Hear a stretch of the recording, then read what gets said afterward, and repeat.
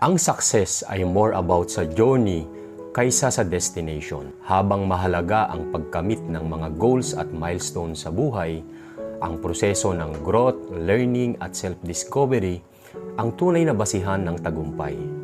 Ang ating journey toward success ay nagbibigay ng maraming opportunities para sa ating personal growth and development.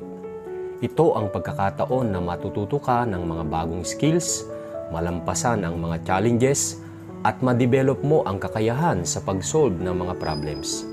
Sa journey ka nagkakaroon ng self-fulfillment at appreciation sa mga naging resulta ng iyong efforts. Ito ang pagkakataon na mahuhubog ang ating pagkatao mula sa mga mistakes na nagawa natin. Sa journey natin truly may experience ang happiness. Kaya i-enjoy mo ang journey habang ikaw ay nasa proseso sa pag-abot ng iyong mga pangarap. Cheers para sa mas maraming tagumpay!